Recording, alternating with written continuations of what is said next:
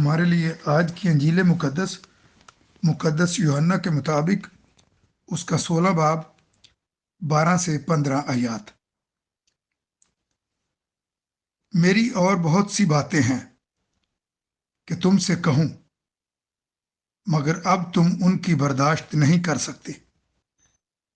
لیکن جب وہ یعنی روح الحق آئے گا تو وہ ساری سچائی کے لیے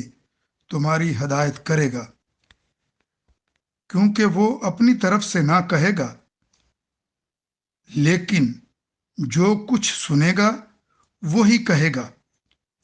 اور تمہیں آئندہ کی خبر دے گا۔ وہ میری بزرگی کرے گا، اس لیے کہ وہ مجھ سے پا کر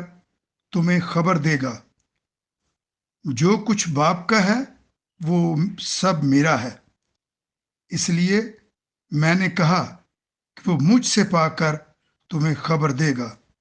انجیل مقدس کے وسیلے سے ہم سب کے گناہ معاف کیے جائیں۔ اے مسیح تیری ستائش ہو۔ عزیز مومنین، ان دنوں ہم پاشکا کے چھٹے ہفتے میں شامل ہو چکے ہیں،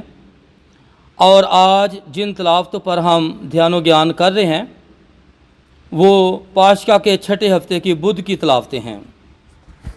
ان دنوں ہم بالخصوص سن رہے ہیں کہ مقدس پالوس رسول کس طرح جگہ بجگہ جا کر اپنی منادی کو جاری رکھے ہوئے ہیں اور لوگوں کو خدا کا پاک کلام سنا رہے ہیں۔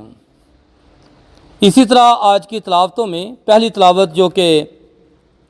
رسولوں کے اعمال اس کے 17ویں باب میں سے لی گئی ہے، اور یہ وہ واقعہ ہے جب مقدس پالوس رسول اپنی منادی کو جاری رکھے ہوئے اتینی میں داخل ہوتا ہے اور وہاں پر جا کر وہاں کے لوگوں کو خداوند یسوع مسیح کے بارے میں آگاہ کرتا ہے، جب وہ ان کی عبادت گاہ میں جاتا ہے اور وہاں پر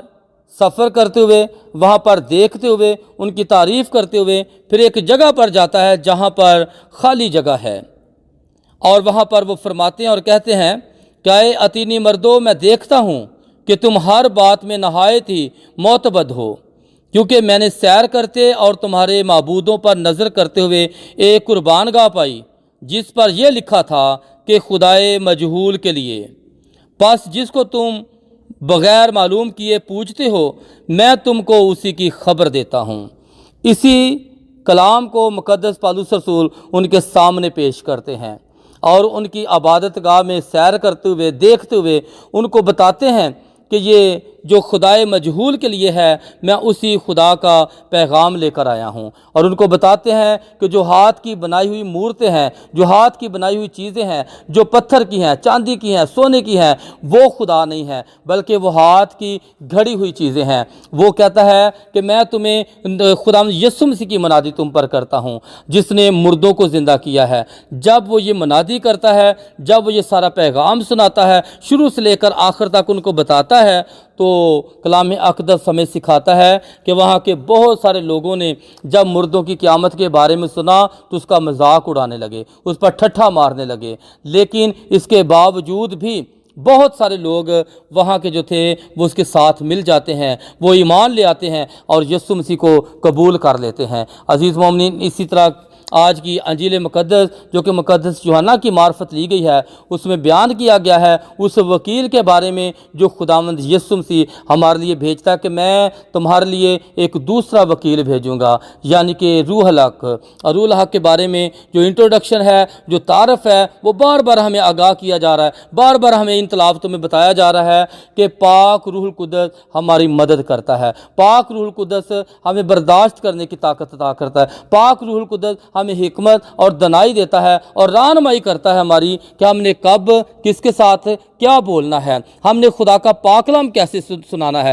ہم نے جی اٹھے مسیحا کی گواہی کیسے دینی ہے، ہم نے خدا یسوع مسیح کے پیغام کو کیسے سنانا ہے، اور وہی ہماری ہدایت اور ہماری رہنمائی کرے گا۔ آج کا کلام ہمیں سکھاتا ہے کہ ہم جی اٹھے مسیحا کی گواہی دیتے رہیں۔ ہم نے جیسا ایمان پایا ہے، جیسے ہم نے دیکھا ہے کہ یسوع مسیح دکھ اٹھاتا ہے، یسوع مسیح مر گیا اور اپنے وعدہ کے مطابق، پیشن گوئیوں کے مطابق وہ تیسرے دن جی اٹھا، اور ہم جی اٹھے مسیحا کے لوگ ہیں، ہم گواہ ہیں کہ وہ جی اٹھا ہے، اور جی اٹھے مسیحا کی منادی کو جاری رکھے ہوئے جس طرح مقدس پالوس رسول ایمان لاتا ہے، قبول کرتا ہے، اور پھر منادی کے لیے نکلتا ہے، وہ غیر قوموں میں جاتا ہے، بہت سارے لوگوں پر جا کر خدا کے کلام کو جو ہے منکشف کرتا ہے، اور لوگ ایمان لے آتے ہیں، اور ساتھ ہی خداوند یسوع مسیح ہمیں روح القدس کی مدد مہیا کرتے ہیں۔ آئیے ہم بھی اسی طرح